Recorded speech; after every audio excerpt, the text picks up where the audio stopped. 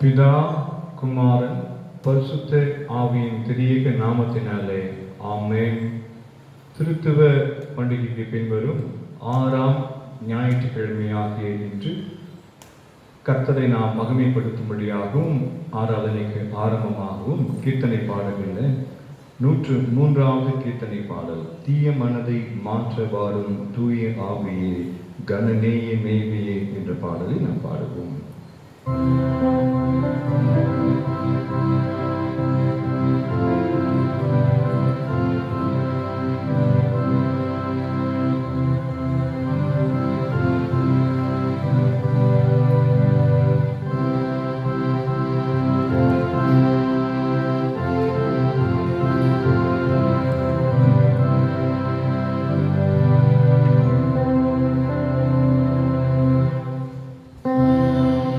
மனதை மாற்றவா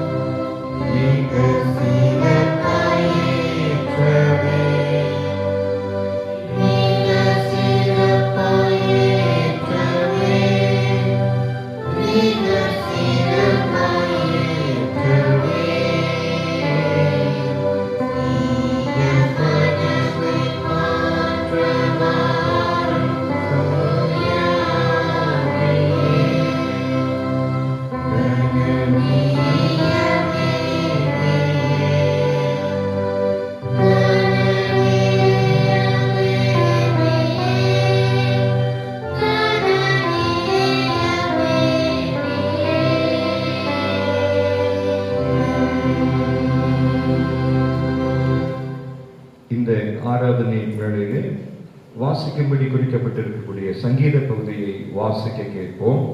சங்கீதங்கள் 139ஆம் சங்கீதம், 139ஆம் சங்கீதம் 1 முதல் 12 வசனங்கள். கர்த்தாவே, நீர் என்னை ஆராய்ந்து அறிந்திருக்கிறீர். என் உட்கார்தலையும் என் எழுந்திருத்தலையும் நீர் அறிந்திருக்கிறீர். என் நினைவுகளை தூரத்திலிருந்து அறிகிறீர். நான் நடந்தாலும் படுத்திருந்தாலும் என்னை சூழ்ந்திருக்கிறீர். என் வழிகளெல்லாம் உமக்கு தெரியும். என் நாவில் சொல் பிறவாதற்கு முன்னே இதோ கர்த்தாவே, அதையெல்லாம் நீர் அறிந்திருக்கிறீர். முற்புறத்திலும் பிற்புறத்திலும் நீர் என்னை நெருக்கி உமது கரத்தை என் மேல் வைக்கிறீர். இந்த அறிவு எனக்கு மிகுந்த ஆச்சரியமும் எனக்கு எட்டாத உயரமுமாய் இருக்கிறது. உம்முடைய ஆவிக்கு மறைவாக எங்கே போவேன்? உம்முடைய சமூகத்தை விட்டு எங்கே ஓடுவேன்? நான் வானத்திற்கு ஏறினாலும் நீர் அங்கே இருக்கிறீர். நான் பாதாளத்தில் படுக்கை போட்டாலும் நீர் அங்கே இருக்கிறீர். நான் விடிய காலத்து செட்டைகளை எடுத்து சமுத்திரத்தின் கரையாந்திரங்களிலே போய் தங்கினாலும் அங்கேயும் உமது கை என்னை நடத்தும். உமது வலதுகரம் என்னை பிடிக்கும். இருள் என்னை மூடிக்கொள்ளும் என்றாலும் இரவும் என்னை சுற்றிலும் வெளிச்சமாயிருக்கும். உமக்கு மறைவாக இருளும் அந்தாரப்படுத்தாது. இரவும் பகலை போல் வெளிச்சமாயிருக்கும். உமக்கு இருளும் வெளிச்சமும் சரி. பிதாவுக்கும் குமாரனுக்கும் பரிசுத்த ஆவிக்கும் மகிமை உண்டாவதாக. ஆதியிலும் இப்பொழுதும் எப்பொழுதுமான சதா காலங்களிலும் இருக்கிறபடியே ஆமென். ஜெபம் செய்வோம். அன்பு நிறைந்த எங்கள் நல்ல ஆண்டவரே, மீண்டுமாக நாங்கள் ஒரு ஞாயிற்றுக்கிழமையிலே எங்கள் இல்லங்களிலே அமர்ந்து உம்மை நாங்கள் துதிக்க ஸ்தோத்தரிக்க ஆண்டவர் சபை மக்களுக்கு உதவி செய்வதற்காக நன்றி. ஆண்டவரே, இந்த நாளும் ஆராதனை துவக்கம் முதல் நிறைவு வரைக்கும் ஆங்காங்கே கூடி பார்த்து கொண்டிருக்கிற எல்லா மக்களுடைய இருதயத்திலும் ஆண்டவரே உடைய பிரசன்னம் தங்குபடி கேட்கின்றோம். கர்த்தர் வழிநடத்துகிறாக. இயேசு கிறிஸ்துவின் மூலம் கேட்கிறோம் எங்கள் நல்ல பிதாவே, ஆமென். மீண்டும் ஆண்டவருடைய நாமம் மகிமைப்படும்படியாகவும் ஞான பாடலில் 115வது ஞான பாடல், 115வது ஞான பாடல் முதல் 3 கவிகளை பாடுவோம். ஞான பாடல் 115 முதல் 3 கவிகள். நீ ஞானஸ்தானம் பெற்றதால் நீ கிறிஸ்துவுக்குள்ளான ஆளானாய். உனக்கு அதனால் அலங்காரமான பெயர் வந்தது. உனக்கு நீ ஞானஸ்தானம் பெற்றது வாக்கியம் என்று எண்ணு.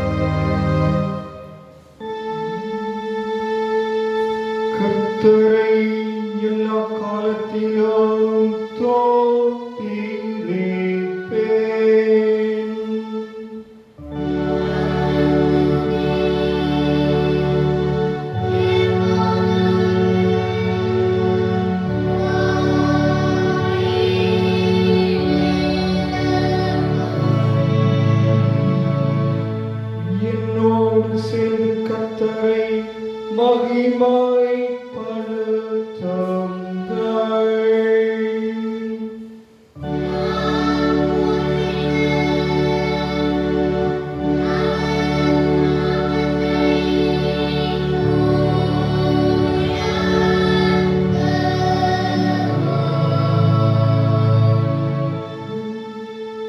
கர்த்தர் நல்லவர் என்பதை ருசித்தறியுங்கள்.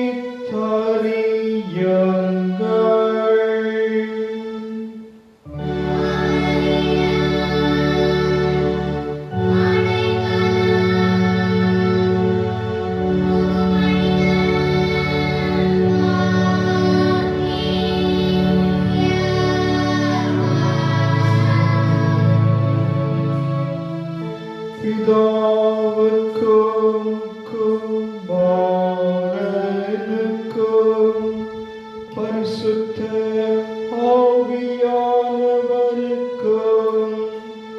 மகிமை உண்டாவதாக.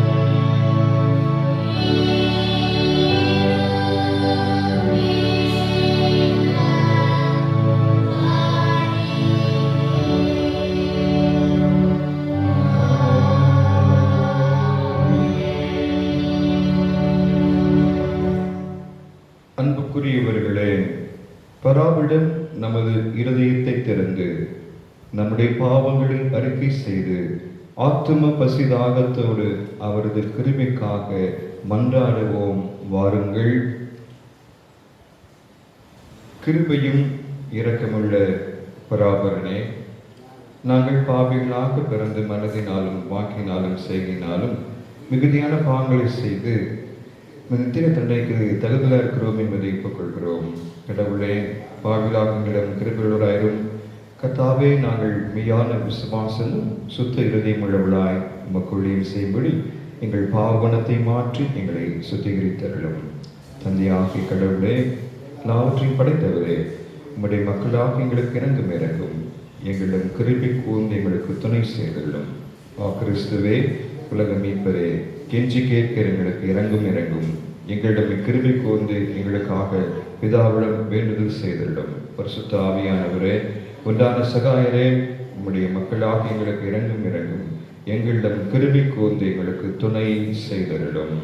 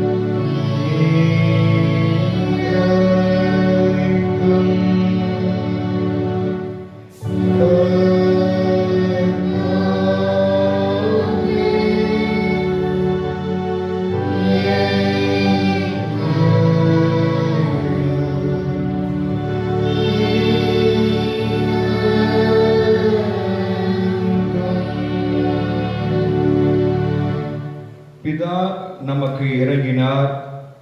அவர் தம்முடைய ஒரே பேரான குமாரனிடம் விசுவாசம் கொள்ளும் எவரும் கெட்டு அழிந்து போகாமல் நித்திய வாழ்வை பெறும்படியவரை தந்தருளினார். இந்த அளவுக்கு அவர் உலகத்தின் மீது அன்பு கூர்ந்தார். அவருடைய திருநாமத்தை நாம் புகழ்ந்து துதிப்போம். வாருங்கள்.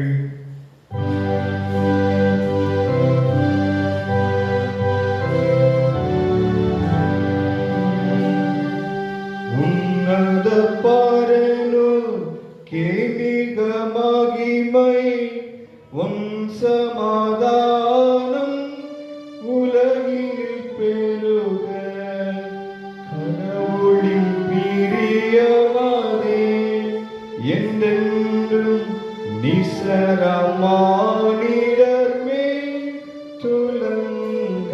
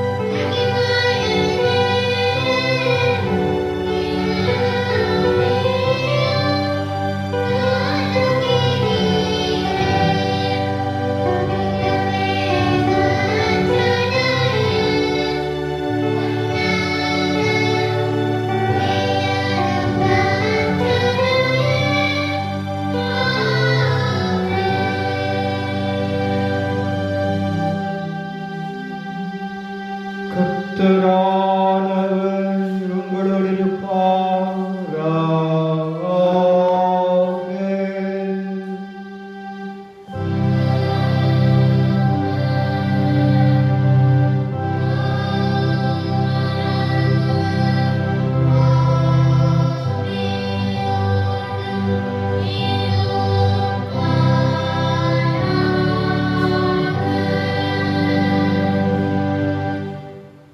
பிரார்த்தனை செய்வோமாக.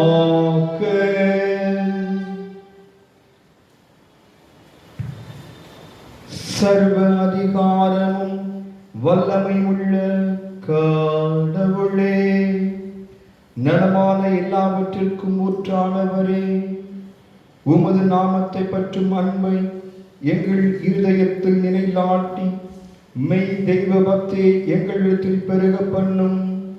நலமானவற்றை நீர் எங்களிடத்திலே வளர்த்து நீர் வளர்த்ததை உம்முடைய விழிப்புள்ள பேரன்பினால் எங்களிடம் நிலைபெற செய்தருள வேண்டுமென்று உம்மோடும் பரிசுத்த ஆவியோடும் என்றென்றைக்கும் ஜீவித்து அரசாழ்கிற எங்கள் நாதர் இயேசு கிறிஸ்துவின் மூலமாய் உம்மை வேண்டிக் கொள்கிறோம்.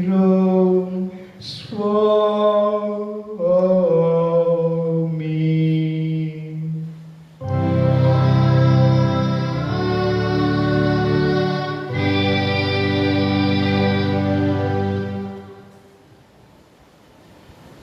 திருத்துவ பண்டிகைக்கு பின்வரும் 6ஆம் ஞாயிற்றுக்கிழமை ஆகிய இன்று வாசிக்கும்படி குறிக்கப்பட்டிருக்கக்கூடிய பழைய ஏற்பாட்டின் பகுதியை வாசிக்க கேட்போம். அது யாத்திராகம புத்தகம் 20ஆம் அதிகாரம்.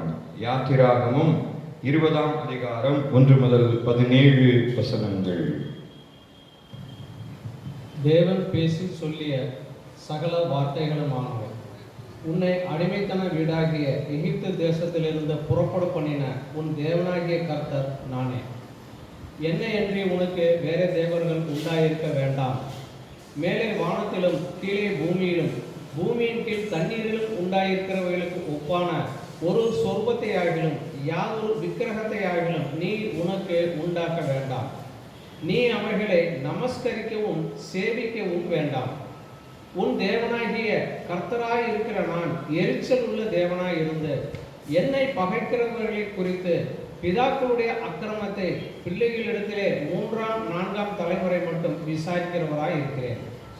என்னிடத்தில் அன்பு கூர்ந்து என் கர்த்தனைகளை கை கொள்கிறவர்களுக்கோ 1000 தலைமுறை மட்டும் இரக்கம் செய்கிறவராய் இருக்கிறேன்.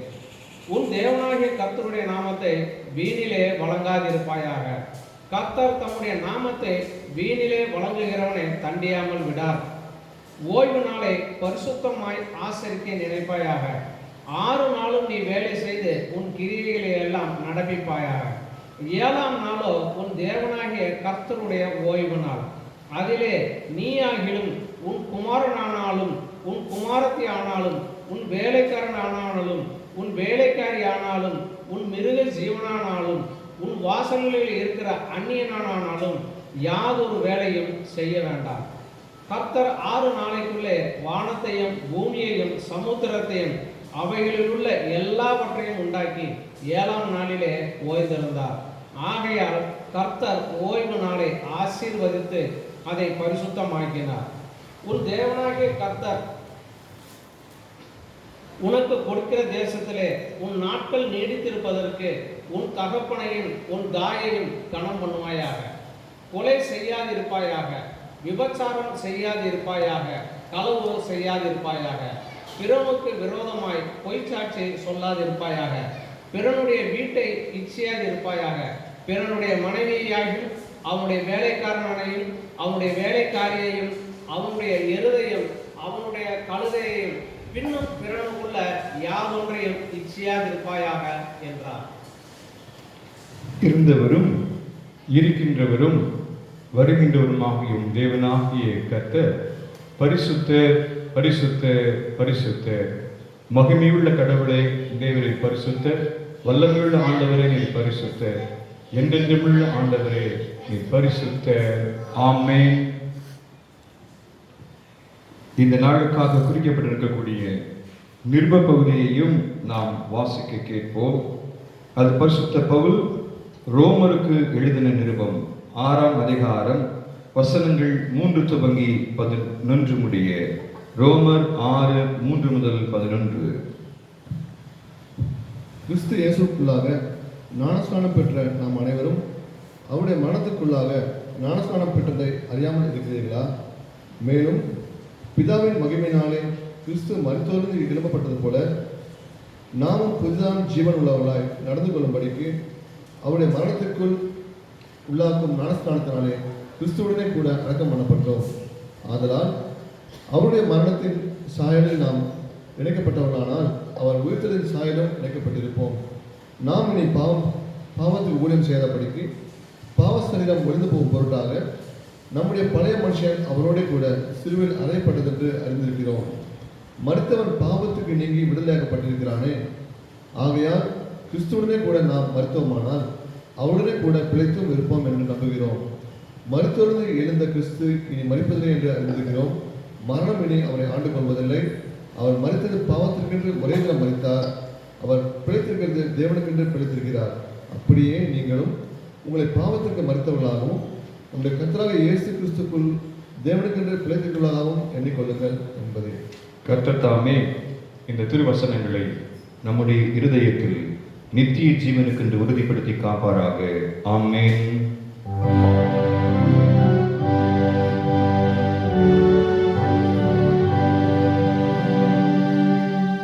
உங்களுக்கு புதிய இருதயத்தை கொடுத்து உங்கள் உள்ளத்தில் ஆவியை வைத்து நீங்கள் என் நியமங்களில் நடந்து என் தீர்ப்புகளை கைக்கொண்டு அவைகளில் நடக்கும்படி செய்வேன் என்று கர்த்தர் சொல்லுகிறார்.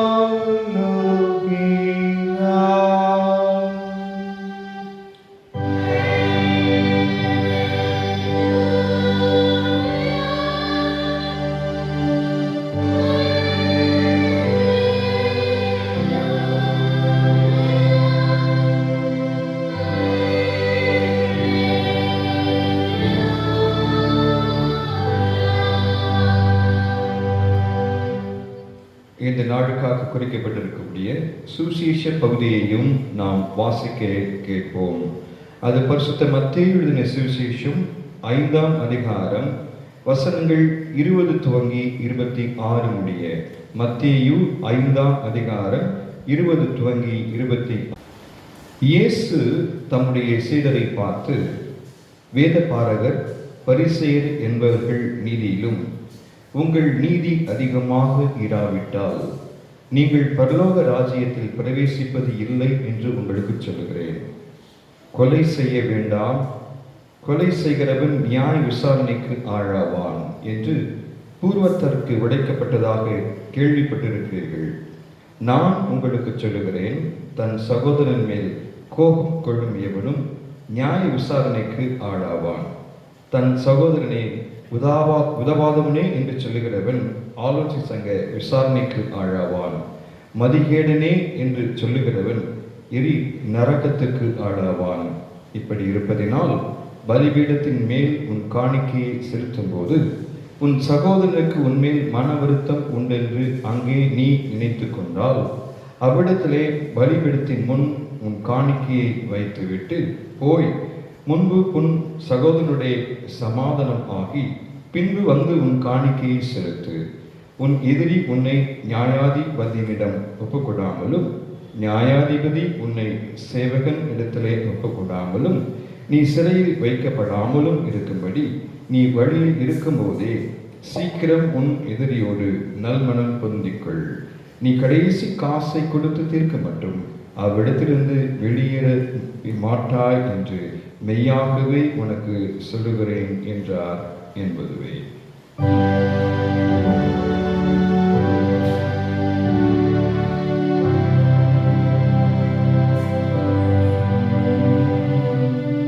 பராபரின் நல்ல வார்த்தைக்காக அவருக்கு ஸ்தோத்திரம்.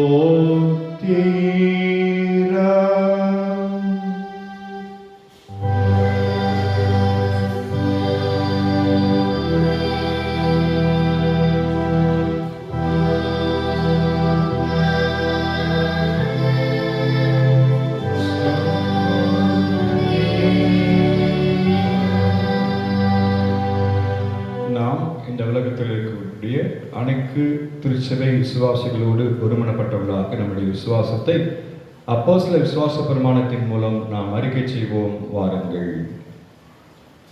பரலோகத்தையும் பூலோகத்தையும் படைத்த சர்வத்திற்கும் வல்ல பிதாவாகிய கடவுளை விசுவாசிக்கிறேன். அவருடைய ஒரே குமாரனும் நம்முடைய ஆண்டவருமாக இயேசு கிறிஸ்துவை விசுவாசிக்கிறேன். இவர் பரிசுத்த ஆவியினாலே கர்ப்பத்தில் உட்பவித்து கன்னி மரியாளிடத்தில் பிறந்து புந்தி பிலாத்தின் கீழ் பாடுபட்டு சிலுவையில் அறையொன்று மரித்து அடக்கம் செய்யப்பட்டார். பாதாளத்தில் இறங்கி 3ஆம் நாள் மரித்தொழுந்து வைத்திருந்தார். பரத்துக்கு ஏதி எல்லாமல்ல பிதாவாகிய கடவுள் எல்லாருக்கும் தெரிவித்திருக்கிறார்.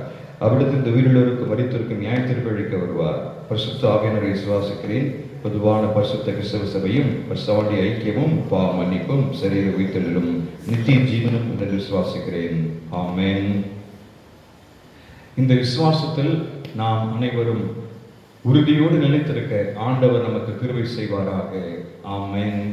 மீண்டும் நாம் ஆண்டவரை மகிமைப்படுத்தும்படியாக ஞான பாடலில் 118வது ஞான பாடல் எண் 118 4 முதல் 6 கவிகளை பாடுவோம். ஆகையினால் என் இயேசுவே குணமளியும் என்னிலே அசுத்தமான யாவையும் நிவர்த்தியாக்கி இருளும் என்ற 118வது ஞான பாடலின் 4ஆம் கவியிலிருந்து 6ஆம் கவி வரைக்கும் பாடுவோம்.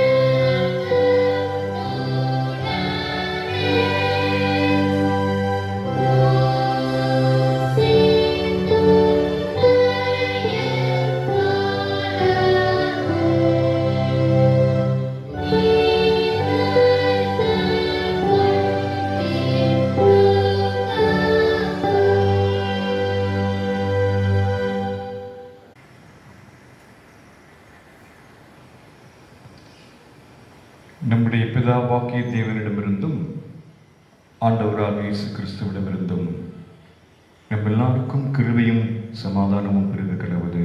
ஆமென்.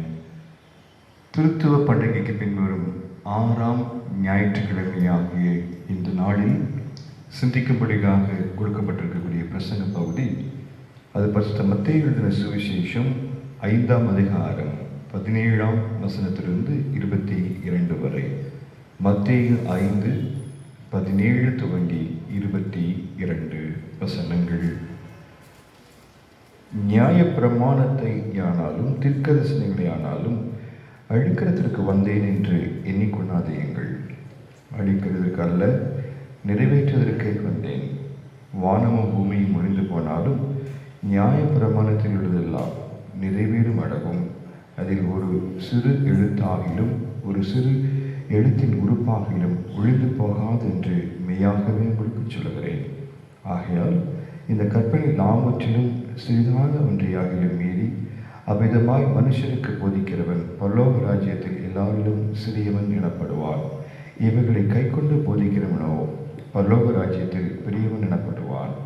வேதபாரகர் பரிசேயர் என்பவருடைய நீதியிலும் உங்கள் நீதி அதிகமாக இராவிட்டால் பரலோக ராஜ்யத்திலே பிரவேசிக்க மாட்டீர்கள் என்று உங்களுக்கு சொல்கிறேன்.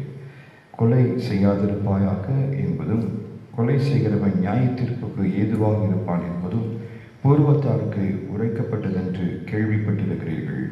நான் உங்களுக்கு சொல்கிறேன், தன் சகோதரனை நியாயமில்லாமல் கோபித்துக் கொள்ளுவன் நியாய தீர்ப்புக்கு ஏதுவாக இருப்பான். தன் சகோதரனை வீணென்று சொல்லுகிறவன் ஆலோசனை சங்க தீர்ப்புக்கு ஏதுவாக இருப்பான். மூடனே என்று சொல்லுகிறவன் எரி நரகத்துக்கு ஏதுவாக இருப்பான் என்பதுவே. ஜெபம் செய்வோம். வாரும் பரிசுத்த ஆவியானவரே, உம்மை விசுவாசிக்கிற எங்கள் இடத்திலே நீ தங்கியிருந்து அதை உமது அன்பின் தீயினால் நிரப்பியருளும். பற்பல மொழிகள் பேசும் பல நாட்டினரை ஒரே விசுவாசம் உடையவளாய் கூட்டி சேர்த்திருக்கிற தேவரே, உமது சத்தியத்தை கொண்டு எங்களுக்கு உமக்கென்று உழைக்கச் செய்தருளும். உமது வார்த்தையே சத்தியம் சுவாமி. ஆமென். கிறிஸ்துவுக்குள் அன்பானவர்களே, திருத்துவ பண்டிகைக்கு பின்வரும் 6ஆம் ஞாயிற்றுக்கிழமையாக இன்று நாம் சிந்திக்கும்படி கொடுக்கப்பட்டிருக்கக்கூடிய இந்த திருமறை பகுதி மலை பிரசங்கம் என்று அழைக்கப்படுகிறது. பல்வேறு காலகட்டங்களிலே ஆண்டவர் பிரசங்கித்த காரியத்தின் தொகுப்பு என்பதை நாம் அறிவோம். மலை பிரசங்கத்தினுடைய போதனைகள் கிறிஸ்தவ நெறிமுறைகளினுடைய முக்கிய அங்கம் என்று அழைக்கின்றார்கள். காந்தியடிகள் இந்த பகுதியை குறித்து சொல்லும் போது இந்த பகுதி என்னை மிகவும் கவர்ந்தது என்று குறிப்பிடுகிறார். டால்ஸ்டாயும் இதே கருத்தை கூறுகின்றார். இயேசு கிறிஸ்து மலையில் பேசிய இந்த பிரசங்கத்தின் வார்த்தைகளை வாசிக்கின்ற தியானிக்கின்ற மனிதர்கள் அங்கு அவர் இருக்கிறார் என்பதை, அவருடைய பிரசன்னத்தை உணர முடியும் என்று சொல்லுகிறார்கள். பழைய ஏற்பாட்டின் காலத்தில் நிறைய சட்டங்கள் இருந்தது. அந்த சட்டங்களை ஆண்டவர் இயேசு கிறிஸ்து மதிப்பதில்லை என்று சொல்லி வேதபார பரிசைகள் சொன்னார்கள்.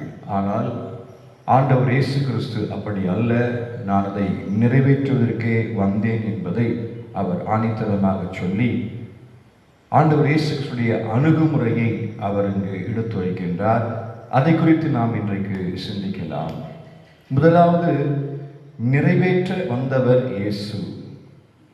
நிறைவேற்ற வந்தவர் இயேசு. நியாயப்பிரமாண சட்டத்தை இயேசு கிறிஸ்து மதிக்கவில்லை, அதை மீறி நடக்கின்றார். அதனாலே அவர் மெசியா அல்ல என்பதையெல்லாம் வேதபாரக பரிசைகள் பல நேரங்களிலே அவர் மீது குற்றம் சுமத்தினார்கள். ஆனால் இயேசு கிறிஸ்துவோ அதை ஆணித்தரமாக மறுத்து, நியாயப்பிரமாணத்தையும் தீர்க்கதரிசனங்களை நான் அழிப்பதற்கு வரவில்லை, நிறைவேற்றுவதற்கே வந்தேன் என்பதை அவர்களுக்கு எடுத்துரைக்கின்றார். சட்டங்கள் பழைய ஏற்பாட்டின் அந்த காலங்களிலே 3 பகுதிகளாக நாம் அதை பிரிக்க முடியும். முதலாவது செரிமோனியல் லா என்று அழைக்கின்றார்கள். இது இஸ்ரவேல் மக்களுடைய வழிபாட்டு சம்பந்தப்பட்ட ஒரு சட்டம். அந்த காலத்தில் பலி செலுத்துவது மிக முக்கியமாக அது அமைந்தபோது அந்த பலி செலுத்துவதற்கு பல இடங்களிலிருந்து எருசலேமுக்கு மக்கள் வருவார்கள். அப்பொழுது பலி செலுத்துவதற்கான அந்த காரியங்களுக்காக த டெம்பிள் காயின் என்று சொல்லுகிறோமே, அந்த டெம்பிள் காயினில் தான் அங்கு பலி செலுத்த வேண்டுமாம். மற்ற இடங்களிலிருந்து வருகிறவர்கள் அங்கு இருக்கிற காசு கடைக்காரர்கள் நாணயத்தை மாற்றி கொடுப்பவர்களிடத்தில் போய் அதை அவர்கள் கொடுத்து நாணயத்தை மாற்றிக்கொள்ள வேண்டும். அப்பொழுது அந்த இடத்துல நாணயத்தை மாற்றுகிற போது நிறைய கமிஷன் அவங்க வாங்கி கொண்டாங்க. ஆண்டவர் இயேசு கிறிஸ்து அதைத்தான் அங்கு எதிர்த்தார். ஏழை எளிய மக்களை நீங்கள் ஒடுக்குகிறீர்கள், அவர்கள் வந்து பலி செலுத்துவதற்கு நியாயமான காரியத்தை செய்யவில்லை என்பதை ஆண்டவர் அங்கு சுட்டி காட்டுகிறார். எனவே தான் இயேசு கிறிஸ்து சட்டத்துக்கு புறம்பானவர் என்று சொல்லி அவர்கள் அங்கு இயேசு கிறிஸ்து மீது குற்றம் சுமத்தினார்கள்.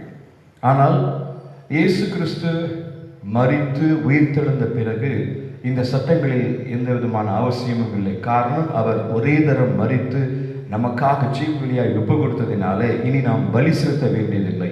இப்பொழுது அந்த சட்டங்கள் நமக்கு தேவையில்லை என்று சொல்லி நாம் அறிந்திருக்கின்றோம். அதே வண்ணமாக சிவில் லா என்று சொல்லுகிறார்கள். இது கடன் கொடுப்பது, கடன் வாங்குவது, வட்டி கொடுப்பது போன்ற காரியங்கள். மூன்றாவது மாரல் லா என்று அழைக்கிறார்கள். இதுதான் டைரக்ட் கமாண்ட்மெண்ட் காட். ஆண்டவர் தன்னுடைய மக்களுக்கு கொடுக்கிற கட்டளைகள், சட்டங்கள். ஆண்டவருடைய அந்த பிரதான கட்டளைகளில் ஓய்வு நாள் குறித்த அந்த கட்டளைகளையும் நாம் பழைய ஏற்பாட்டிலே வாசிக்கின்றோம். ஆனால் அதிலும் மனித நேயத்தை கடைபிடிக்க வேண்டும் என்று சொல்லி தான் ஆண்டவர் கற்றுக் கொடுக்கிறார். மத்தேயு 12ஆம் அதிகாரம் 8ஆம் வசனத்தை வாசிக்கும் போது, மனுஷகுமாரன் ஓய்வு நாளுக்கும் ஆண்டவராய் இருக்கிறார் என்றார். ஓய்வு நாளுக்கும் அவர்தான் ஆண்டவராக இருக்கிறார். ஓய்வு நாளில் இதை செய்யக்கூடாது என்று சொல்லி அவர்கள் சொன்னாலும், ஆனால் மனிதநேயம் காக்கப்பட வேண்டும் என்று சொல்லி ஆண்டவர் இயேசு கிறிஸ்து அங்கு உணர்த்தி காட்டினார். அது மாத்திரமல்ல, ஆண்டவர் இந்த சட்டங்களை, நியாயப்பிரமாணங்களை நிறைவேற்றவே வந்தார் என்பதையும் அவர் உறுதிப்பட கூறியிருக்கின்றார். ரோமர் 10ஆம் அதிகாரம் 4ஆம் வசனத்தை வாசிக்கும் போது, ரோமர் 10:4, விசுவாசிக்கிற எவனுக்கும் நீதி உண்டாகும்படியாக கிறிஸ்து நியாய பிரமாணத்தின் முழுவாய் இருக்கிறார். நியாய பிரமாணத்தினுடைய முழுமையாய் அவர் இருக்கிறார் என்று இங்கு சொல்லப்படுகிறது. அது மட்டுமல்ல, தீர்க்க தரிசனங்களையும் ஆண்டவர் இயேசு கிறிஸ்து நிறைவேற்றவே வந்தார். அந்த தீர்க்க தரிசனத்தினை நிறைவேறுதலும் ஆண்டவர் இயேசு கிறிஸ்து தான் என்பதை இங்கு நாம் காண்கின்றோம். மத்தேயு 1 அதிகாரம் 22ஆம் வசனம். தீர்க்கதரிசியின் மூலமாய் கர்த்தராலே உரைக்கப்பட்டது நிறைவேறும்படி இதெல்லாம் நடந்தது. கர்த்தரால் உரைக்கப்பட்டது நிறைவேறும்படி இதெல்லாம் நடந்தது. இயேசு கிறிஸ்துவினுடைய பிறப்பு, அவருடைய பாடுகள், மரித்து உயிர்த்தெழுதல் காரியங்கள் தீர்க்கதரிசனத்தின் நிறைவேறுதலாக இருக்கிறது என்பதையும் நாம் வேதாகமத்தில் வாசிக்கின்றோம். அது மாத்திரமல்ல, மத்தேயு 8ஆம் அதிகாரம் 17ஆம் வசனம். அவர் தாமே தம்முடைய பலவீனங்களை ஏற்றுக்கொண்டு நம்முடைய நோய்களை சுமந்தார் என்று ஏசாயா தீர்க்கதரிசியினால் உரைக்கப்பட்டது நிறைவேறும்படி இப்படி நடந்தது. ஏசாயா தீர்க்கதரிசியினால் உரைக்கப்பட்டது நிறைவேறும்படி இப்படி நடந்தது. ஆகவே ஆண்டவர் இயேசு கிறிஸ்து நியாயப்பிரமாணங்களை, தீர்க்க தரிசனங்களை நிறைவேற்றவே வந்தேன் என்று அவர் சொல்லுவது, இதில் இருக்கிற எல்லா உண்மைகளிலும் மிக தெளிவாக நமக்கு உணர்ந்து கொள்ள ஆண்டவர் செய்கின்றார். ஆகவே நிறைவேற்ற வந்தவர் தான் இயேசு கிறிஸ்து. நியாயப்பிரமாணத்தை அழிப்பதற்கு, தீர்க்க தரிசனத்தை அழிப்பதற்கு வரவில்லை என்பதை மிக தெளிவாக ஆண்டவர் நமக்கு எடுத்து காட்டுகின்றார். இரண்டாவது, நீதியோடு வாழச் சொன்னவர் இயேசு. நீதியோடு வாழச் சொன்னவர் இயேசு. இங்கு நாம் பார்க்கின்றோம், பரிசேயர்கள் நீதியை காட்டிலும், வேதபாரக நீதியை காட்டிலும் உங்கள் நீதி அதிகமாக இருக்க வேண்டும் என்று சொல்லி ஆண்டவர் அங்கு சொல்லுகின்றார். அப்படி என்ன அவர்கள் நீதி செய்கிறார்கள்? ஒரு பரிசேயன் சொல்லுகின்றான், வாரத்திலே நான் 2 தடவை உபவாசிக்கிறேன், என்னுடைய சம்பாத்தியத்தின் எல்லாம் தசமமாக நான் செலுத்துகிறேன் என்று அவன் சொல்லுகின்றான். ஆனால் வெளிப்படையாக வாய் திறந்து அவர்கள் இப்படி நான் செய்கிறேன், இப்படி செய்கிறேன் என்று சொல்லுவார்கள். ஆனால் அதை செயல்படுத்த மாட்டார்கள் என்பதை இயேசு கிறிஸ்து அங்கு நமக்கு தெளிவாக உணர்த்தி காண்பிக்கின்றார். அவருடைய சுய நீதியை அவர்கள் எடுத்து காண்பிக்கின்றார்கள் என்பதையும் நாம் அங்கு காண்கின்றோம். எல்லா கற்பனைகளையும் கடைபிடிக்கிறவர்கள் அதை வெளிப்படையாக நாங்கள் கடைபிடிக்கிறோம் என்று சொல்லிக்கொண்டு அதை கடைபிடிக்காமல் அவர்கள் இருந்தால் அது அவர்களுக்கு நியாய தீர்ப்பை கொண்டு வரும் என்பதிலே சந்தேகம் கிடையாது. லூக்கா 11ஆம் அதிகாரம் 39-40 வசனங்கள். லூக்கா 11:39-40. கர்த்தர் அவனை நோக்கி, பரியேசராகிய நீங்கள் போஜன பாத்திரங்களின் வெளிப்புறத்தை சுத்தமாக்குகிறீர்கள், உங்கள் உள்ளமோ கொள்ளையினாலும் பொல்லாப்பினாலும் நிறைந்திருக்கிறது. மதிக்கேடரே, வெளிப்புறத்தை உண்டாக்கினவர் உட்புறத்தையும் உண்டாக்கவில்லையோ? அவங்களுடைய உள்ளத்துல தீமையான காரியங்களை அவர்கள் நினைக்கிறார்கள். அந்த கட்டளையை கைக்கொள்ள வேண்டும் என்று சொல்லி அவர்கள் விரும்பாமல் வெளிப்படையாக நாங்கள் எல்லாத்தையும் செய்கிறோம் என்று அவர்கள் சொல்கிறார் என்பதைத்தான் அங்கு இயேசு கிறிஸ்து சுட்டி காட்டுகிறார். உங்களுடைய உட்புறத்திலும் நீங்கள் பாத்திரங்கள் அழுக்காக இருந்தால் அது நல்லது அல்ல. வெளிப்புறத்தை மாத்திரம் சுத்தம் செய்தால் அது ஏற்புடையது அல்ல என்பதை ஆண்டவர் அங்கு உணர்த்துகின்றார். Obeying God's love is more important than explaining it என்று ஒரு அறிஞர் சொல்லுகிறார். சட்டங்களை, நியாய பிரமாணங்களை பல நிலைகளில் பல மக்களுக்கு அதை எடுத்துரைக்க முடியும். ஆனால் நாம் அதை கடைபிடிக்கிறோமா என்பதை உணர்ந்து பார்க்க வேண்டும் என்று சொல்லி தேவன் விரும்புகிறவராக இருக்கின்றார். ஆகவே தான் அவர்கள் அப்படி கடைபிடிப்பதில்லை. மற்றவங்களுக்கு எடுத்து சொல்வார்கள், அவர்கள் கடைபிடிக்காமல் இருக்கிறார்கள் என்பதையும் ஆண்டவர் நமக்கு இந்த இடத்துல தெளிவாக காண்பிக்கின்றார். ஓசியா தீர்க்கதரிசன புத்தகத்தில் 10ஆம் அதிகாரம் 12ஆம் வசனம் சொல்லுகிறது. ஓசியா 10ஆம் அதிகாரம் 12வது வசனம், நீங்கள் நீதிக்கென்று விதை விதையுங்கள், தயவு பொத்தத்தாய் அறுப்பு அருங்கள், உங்கள் தரிசு நிலத்தை பண்படுத்துங்கள். கர்த்தர் வந்து உங்கள் மேல் நீதியை வர்ஷிக்க பண்ணும் மட்டும் அவரை தேட காலமாய் இருக்கிறது. நீதிக்கென்று நீங்கள் விதைவீங்கள், நீதிக்கென்று நீங்கள் பாடுபடுங்கள். ஆண்டவர் அதைத்தான் எதிர்பார்க்கிறவராக இருக்கிறார். நியாயத்துக்கு புறம்பாக, நீதிக்கு புறம்பாக நாம் செயல்பட வேண்டாம் என்பதை ஆண்டவர் நமக்கு உணர்த்தி காட்டுகிறவராக இருக்கிறார். உபாகமம் 15ஆம் அதிகாரம் 11ஆம் வசனத்தில் வாசிக்கும் போது, உபாகமம் 15:11, தேசத்தில் எளியவர்கள் இல்லாதிருப்பதில்லை, ஆகையால் உன் தேசத்திலே சிறுமைப்பட்டவனும் எளிவனும் ஆகிய உன் சகோதரனுக்கு உன் கையை தாராளமாய் திறக்க வேண்டுமென்று நான் உனக்கு கட்டளையிடுகிறேன். தாராளமாய் மற்றவர்களுக்கு இறங்க வேண்டும், அவர்களை நீ நேசிக்க வேண்டும் என்பதை ஆண்டவர் அந்த உபாகமத்தில் நமக்கு உணர்த்தி காட்டுகின்றார். நேபுகாத்நேச்சார் கண்ட தரிசனத்தை அங்கு தானியேல் விளக்க சொல்லுகிற போது இப்படி சொல்லுகின்றார். தானியேல் 4ஆம் அதிகாரம் 27ஆம் வசனம். தானியேல் 4:27. ஆகையால் ராஜாவே, நான் சொல்லும் ஆலோசனையை நீ அங்கீகரித்து நீதியை செய்து உமது பாவங்களையும் சிறுமையானவர்களுக்கு இறங்கி உமது அக்கிரமங்களையும் அகற்றிவிடும், அப்பொழுது உம்முடைய வாழ்வு நீடித்திருக்கலாம் என்றார். அக்கிரமங்களை அகற்றிவிட வேண்டும், அப்பொழுதுதான் உன்னுடைய வாழ்க்கை ஆசீர்வாதமாக இருக்கும். நீதியை செய்வதற்கு ஒப்பு கொடுக்க வேண்டும் என்று சொல்லி தானியேல் நேபுகாத்நேச்சார் ராஜாவுக்கு சொல்லுகிறதை இங்கு பார்க்கிறோம். கிறிஸ்துவுக்குள் அன்பானவர்களே, இயேசு கிறிஸ்து இந்த உலகத்தில் நீதி மறுக்கப்பட்ட மக்கள் பக்கமாக நின்றார், அவரை அர்ப்பணித்தார். எல்லா மக்களும் அந்த நீதிக்காக போராட வேண்டும் என்று சொல்லி நம்மை அழைக்கிறவராகவும் இருக்கிறார். இன்றைக்கு நாம் காணும்போது நீதி பல இடங்களிலே மறுக்கப்படுகிறது.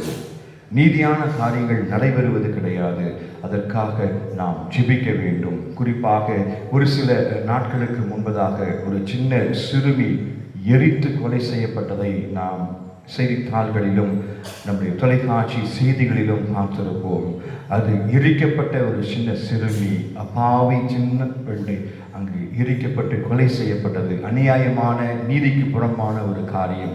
அதே போல சென்ற மாதத்தில் சாத்தான்குளம் என்ற இடத்துல தந்தையும் மகனும் கொலை செய்யப்பட்டார்கள். கொடூரமாக அவர்கள் கொலை செய்யப்பட்டார்கள். இது கர்த்தருக்கு விரும்பாத ஒரு காரியம், நீதி மறுக்கப்படுகிற ஒரு காரியம்.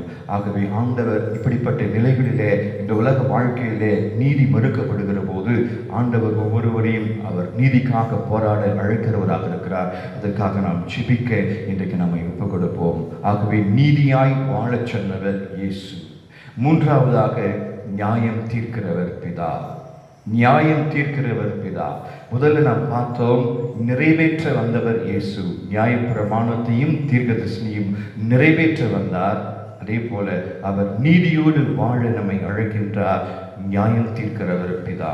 இந்த உலகத்திலே ஆண்டவர் கற்பனைகளுக்கு மதிப்பு கொடுத்து அந்த கட்டளை கீழ்ப்படிந்து நாம் வாழும்போது நீதியோடு கூட வாழ முடியும்.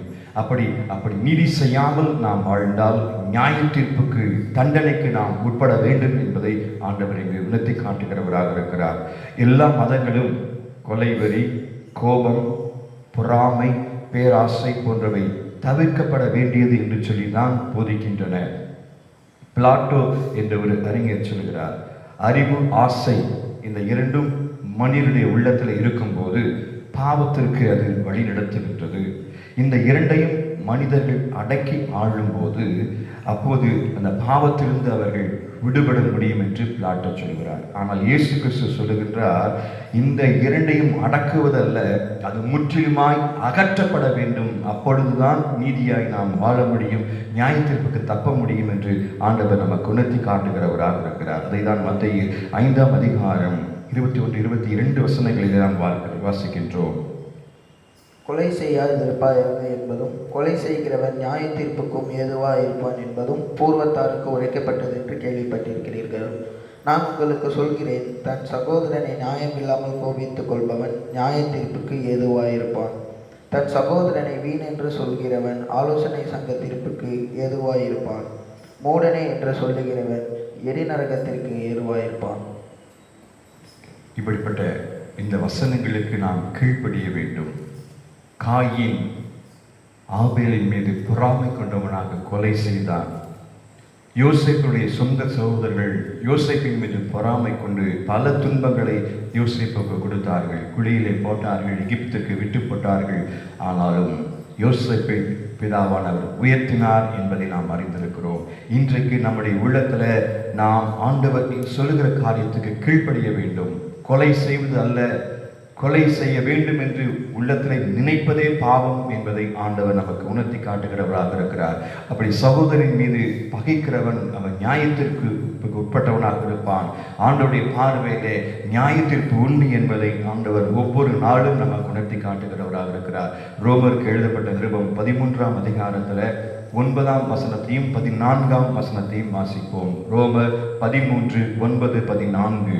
எப்படி என்றால், விபச்சாரம் செய்யாதிருப்பாயாக, கொலை செய்யாதிருப்பாயாக, களவு செய்யாதிருப்பாயாக, பொய் சாட்சி சொல்லாதிருப்பாயாக, இச்சையாய் இருப்பாதாயாக என்கிற இந்த கற்பனைகளெல்லாம் வேறு எந்த கற்பனையையும் உன்னிடத்தில் நீ அன்பு கூறுவது போல பிறரிடத்திலும் அன்பு கூறுவாய் என்கிற ஒரே வார்த்தையிலே தொகையாய் அடங்கியிருக்கிறது. எல்லாம் அடங்கி இருக்கிறது. நீங்கள் கொலை செய்யக்கூடாது, விபச்சாரம் செய்யக்கூடாது, களவு செய்யக்கூடாது, எல்லாவற்றையும் இச்சையாக இருக்க வேண்டும் என்பதை ஆண்டவர் சொல்லி மற்றவர் நேசிக்கிற போது, அன்பு செலுத்துகிற போது இவைகளை நீ கடைபிடிக்க முடியும் என்பதை உணர்த்தி காட்டுகிறார். இன்றைக்கு பழைய ஏற்பாட்டின் புதிய வாசிக்க கேட்ட அந்த யாத்திராகமம் 20ஆம் அதிகாரத்தை முழுமையாய் நாம் வாசிக்கின்ற போது அந்த 10 கற்பனைகளை ஆண்டவர் எடுத்து காட்டுகிறார்.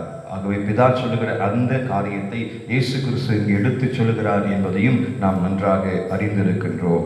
மத்தேயு 19ஆம் அதிகாரத்தில் ஒரு மனிதன் ஆண்டவர் இயேசு கிறிஸ்துவை வந்து நித்திய ஜீவனை நான் சுதந்திரிக்க வேண்டும், என்ன செய்ய வேண்டும் என்று கேட்கிற போது கற்பனைகளை கைக்கொள் என்று சொல்லி அவர் சொல்லுகின்றார்.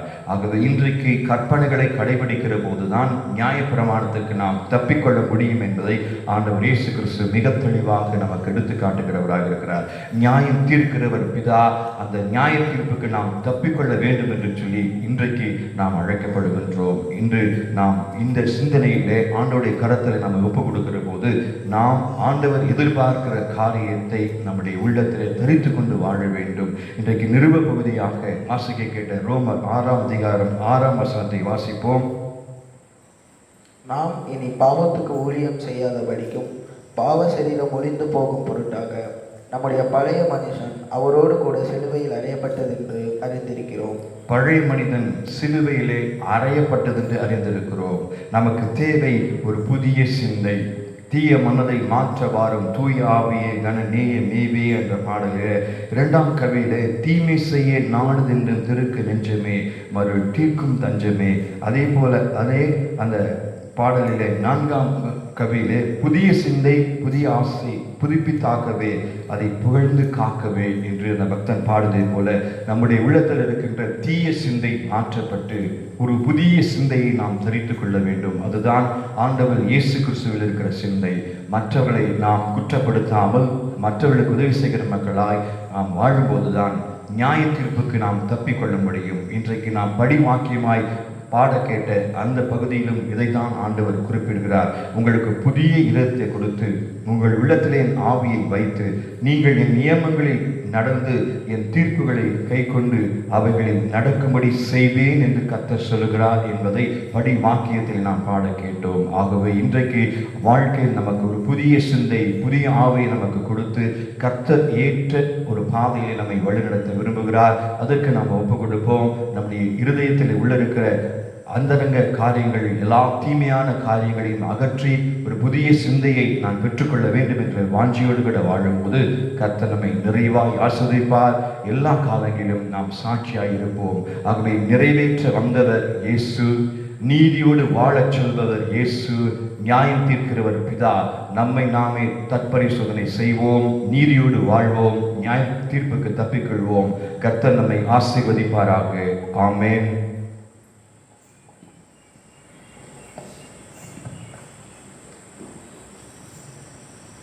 அன்புக்குரியவர்களே, கடவுள் தமது பரிசுத்த வார்த்தையை இப்போது நமக்கு மறுபடியும் அருளினபடியால் நாம் அவருக்கு ஸ்தோத்திரம் செலுத்துவோமாக. அவருடைய வார்த்தையை நாம் மனமாற ஏற்றுக்கொண்டு அதை கடைபிடித்து நடந்து நற்கனிகளை தரும்படி நமக்கு ஆன்ம பலத்தை அருளுமாறு அவரை நோக்கி மன்றாடுவோமாக. மேலும் நமது சபையிலும் நோய் வறுமை முதலியவற்றால் வருந்துபவரையும் தங்களுக்காக ஜெபம் செய்யும்படி கேட்டுக்கொண்டவரையும் கடவுள் முன்னிலை நினைவு கூறுவோமாக. கிறிஸ்துவின் நாமத்தை துதிக்கும் உடலின் கனியாக ஸ்தோத்திரபடி அவர் மூலமாய் கடவுளுக்கு எப்பொழுது செலுத்துவோமாக. நன்மை செய்யவும் உங்களிடம் உள்ளதை பிறரிடம் பகிர்ந்து கொள்ளவும் மறவாதீர்கள். இப்படிப்பட்ட வழிகளே கடவுளுக்கு உகந்தவை. நன்மை செய்வதில் சோர்ந்து போகாதிருப்போமாக. நாம் மனம் தராதிருந்தால் ஏற்ற காலத்தில் அறுவடை செய்வோம். ஆகையால் நமக்கு வாய்ப்பு கிடைப்பதற்கேற்றவாறு யாவருக்கும் முக்கியமாக விசுவாச குடும்பங்களுக்கு நன்மை செய்வோமாக. பராபரணைய சொல்லு கடங்காத ஈவுக்காக ஒரு ஸ்தோத்திரம். ஆண்டவராக இயேசு கிறிஸ்துவின் கிருபை பிதாவாகிய கடவுளின் அன்பும் பரிசுத்த ஐக்கியமும் நம் அனைவரோடும் எல்லா காலங்களிலும் இருப்பதாக. ஆமென். மீண்டும் ஆண்டுடைய நாமம் மகிமைப்படும்படியாக 202வது ஞான பாடலுடைய 2, 5, 6 கவிகளை பாடுவோம். 202வது ஞான பாடலின் 2, 5, 6. உன்னில் பாவ நித்திரை முன் தெளிய வேண்டும், பாவ நஞ்சின் இனிமை தேடும் உன்னை மீண்டும், விலகு சீர்படு சாவுன்னை மெய்யாக சேரும் தூங்காயாக.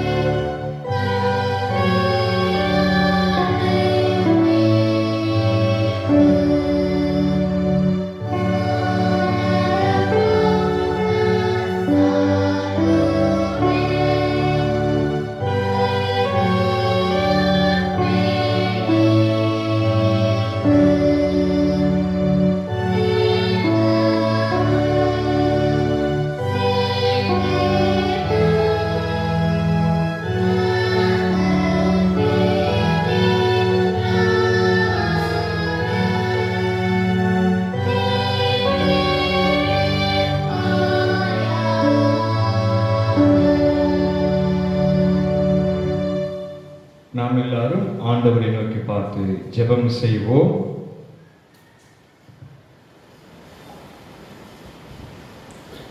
அன்புள்ள பராபரனே, எங்கள் ஒன்றான மீட்பரின் பிதாவே, இந்த உலகத்தில் நமது திருச்சபை நீர் கண்ணோக்கி ஆசீர்வதியும். தமிழ் சுவிசேஷ திருச்சபை மக்களாகிய நாங்களும் மற்ற திருச்சபை மக்களும் உறுதியான பொது நிற்க துணை புரியும். உங்கள் திருச்சபையின் பேராயர், குருவானவர்கள், ஆலோசனை சங்கத்தின் மக்கள் மற்றும் சபை நிறுவனங்களிலும் சபைகளிலும் உழைக்கின்ற மக்களை, பிற இடங்களில் வேலை செய்கிற எங்கள் சபையாரையும் உம்முடைய பரிசுத்த ஆவியால் நிரப்பி அவர்கள் ஊழியத்தை ஆசீர்வதியும். எல்லாரையும் மீட்க வல்ல மத நற்செய்தி எங்கும் பரவும்படி செய்து பிற மதத்தினர் எல்லாரையும், முக்கியமாக எங்கள் ஊராரையும் நாட்டினரையும் தேவனிடமிடம் திருப்பியருளும். நாங்கள் உம்மை உறுதியாக விசுவாசித்து உம்மிடமும் எல்லா மனிதனிடமும் அன்பு கூறுவதற்கு எங்களுக்கு துணை புரியும். அறுவடை ஆண்டவரே, உமது அறுவடைக்கு உண்மையும் நேர்மையுமான ஊழியரை எங்களிடையே அனுப்ப வேண்டிக் கொள்கின்றோம். திருப்பணிக்கென்று பயிற்றுவிக்கப்படுகிற மாணவர்களையும் அவர்களுக்கு போதிக்கும் ஆசிரியர்களையும் உமது ஆவியால் நிரப்பேறலும். உமது அறுவடைக்கென்று அனுப்பப்பட போகும் இந்த பொது ஊழியரை கொண்டு எங்கள் சபைகளுக்கும் நாட்டிற்கும் ஆசீர்வாதம் பெருக செய்யும். உலக அதிகாரிகள் எல்லாருக்கும், எங்கள் குடியரசின் தலைவருக்கும் அவர்களை சேர்ந்த யாவருக்கும் தேவையான எல்லா வரங்களையும் நன்மைகளையும் கொடுத்தருளும். எங்கள் நாட்டை ஆள்வோர் நியாயமானதை செய்து நீதியை நிலைநாட்டவும், நலமானவற்றை செய்து நாட்டை முன்னேற்றமடைய செய்யவும் அவர்களுக்கு வழிகாட்டியருளும். நாங்கள் பாவமான யாவற்றையும் நிறுத்து உம்முடைய சித்தத்தை நிறைவேற்றவும், நேர்மையான குடிமக்களாக வாழ்ந்து பிறருக்கு நன்மை செய்யவும் எங்களுக்கு துணை செய்துள்ளோம். எங்களிடையே இருக்கிற ஏழைகள், நோயாளிகள், கர்ப்பவதிகள், மரணவசில் இருக்கிறவர்கள், பல வகையான இக்கட்டில் அகப்பட்டிருக்கிறவர்கள், கிறிஸ்தவாக இருப்பது நிமித்தம் துன்புறுத்தப்படுகிற ஆகிய எல்லாருக்கும் உம்முடைய ஆவியானவரை கொண்டு ஆறுதலும் ஆத்தும பலமும் அளித்தருளும். பரமபிதாவே, நாங்கள் மிகுதியான பாவங்களை செய்துள்ளாக இருப்பதனால் உம்மிடமிருந்து இந்த வகையான நன்மை பெற தகுதியற்றவர்களாக இருக்கிறோம். என்றாலும் எங்கள் மீட்பராக இயேசு கிறிஸ்துவின் நிமித்தம் தேவரீர் எங்கள் பாவங்களை மன்னித்து எங்கள் விண்ணப்பங்களுக்கு செவிசாய்த்திட வேண்டும் என்று உம்மை வேண்டிக் கொள்கிறோம். பஞ்சம், யுத்தம், கொள்ளை நோய், புயல் காற்று, பெருவெள்ளம், இடியினால் உண்டாகும் சேதம், எதிர்பாராத வகையில் நேரிடும் மரணம், நரக தண்டனை முதலே கேடுகள் என்று எங்களை விலக்கி காத்தருளும். நிலம் தரும் விளைவை செழிக்கச் செய்து எங்கள் வாழ்க்கைக்கு தேவையான எல்லா நன்மைகளையும் எங்களுக்கு கொடுத்து உம்முடைய ஆசீர்வாதங்களால் எங்களை நிரப்பிட வேண்டும் என்று உம்மை கெஞ்சி கேட்டுக் கொள்கிறோம். ஆண்டவராகிய பிதாவே, இந்த உலகத்தில் இருக்கின்ற சூழலை நீர் அறிவி. ஆண்டவரே, உலகெங்கும் எல்லா இடங்களிலும் ஆண்டவரே மக்கள் பாதிக்கப்பட்டிருக்கிற நிலையில இந்த கொரோனா வைரஸ் கிருமியிலிருந்து மக்களை நீர் காப்பாற்றுவீராக. குறிப்பாக எங்கள் நாட்டுக்காக செபிக்கிறோம். பாதிக்கப்பட்ட மக்களுக்கு விடுதலை தாருங்க. ஆண்டவரே, உமக்கு விரோதமாக நாங்கள் செய்திருக்கிற குற்றங்கள், குறைவுகளை தயவாக மன்னிக்கும்படி நாங்கள் கேட்கின்றோம். எல்லாரையும் ஆசீர்வதியும். கர்த்தாவே, பாம்பே பகுதியிலே அதிகமான மழை வெள்ளத்தினாலே மக்கள் பாதிக்கப்பட்டிருக்கிறார்கள். கர்த்தர் அந்த மக்களுக்கு இறங்கும்படியாக நாங்கள் கேட்கின்றோம். ஆண்டவரே, எங்களுடைய நாட்டின் தலைவர்களுக்காக செபிக்கிறோம். சரியான விதத்தில் ஆண்டவரே எல்லாவற்றுக்கும் முயற்சிகள் எடுப்பதற்கு நீர் அவர்களுக்கு கற்றுத்தரும்படியாய் கேட்கிறோம். எல்லாரையும் ஆசீர்வதியும், பொறுப்படுத்திக் விலைகிரமான மக்களை கர்த்தர் பலப்படுத்தி ஆசீர்வதிப்பீராக. நம்முடைய திருக்கரத்தில் எங்களை தாழ்த்தி விடுகின்றோம். ஆண்டவராகிய இயேசு இரட்சகரின் மூலம் கேட்கிறோம் எங்கள் ஜீவனுள்ள நல்ல பிதாவே, ஆமென். பரமண்டலங்கள் இருக்கிற எங்கள் பிதாவே, நம்முடைய நாமம் பரிசுத்தப்படுவதாக, நம்முடைய ராஜ்யம் வருவதாக, நம்முடைய சித்தம் பரமண்டலத்திலே செய்யப்படுவது போல பூமியிலையும் செய்யப்படுவதாக. அன்றாட வேண்டிய அப்பத்தை இன்று எங்களுக்கு தாரும். எங்களுடன் கடன்பட்டவர்கள் நாங்கள் மன்னிக்கிறது போல எங்கள் பாவங்களையும் மன்னியும். எங்களை சோதனைகள் பிரவேசிக்கப்பனாலும் தீமையில் கிழித்துக்கொள்ளும். அதென்றால் ராஜ்யமும் வல்லமை மகிமையும் இன்றைக்கும் உடைய சுவாமி, ஆமென். கர்த்தரானவர் உங்களோடு இருப்பாராக.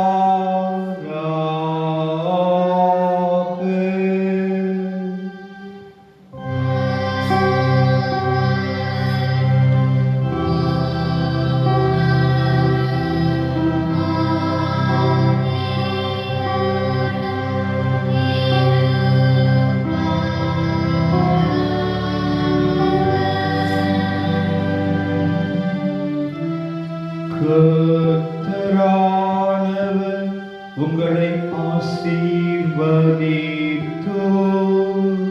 உங்களை காப்பாராக.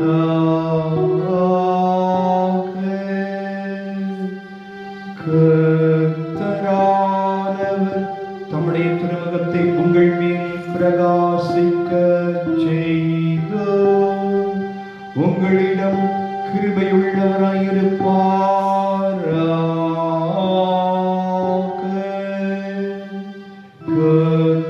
கர்த்தரானவர் தம்முடைய திருமுகத்தில் உங்களுக்கு பிரசன்னமாக்கி உங்களுக்கு சமாதானம்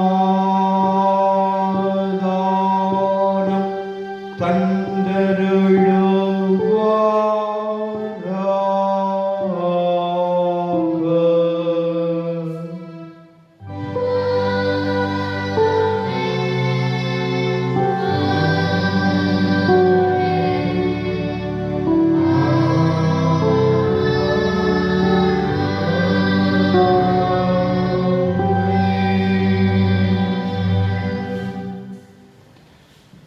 நிறைவு பாடலாக ஞான பாடல் 93ஆம் ஞான பாடலை பாடுவோம்.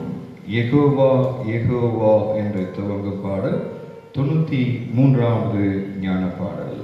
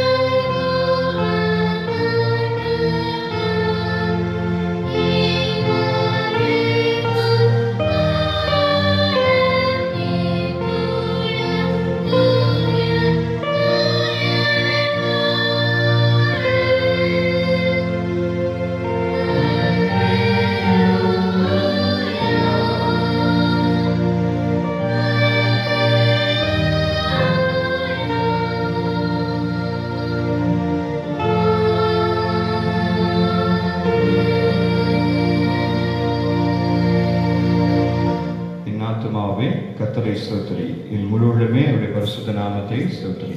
என் ஆத்துமாவே கர்த்தரை ஸ்தோத்திரி. நாம் செய்த சகல உபகாரங்களையும் மறவாதே. ஆமென். கர்த்தருக்கு ஸ்தோத்திரம்.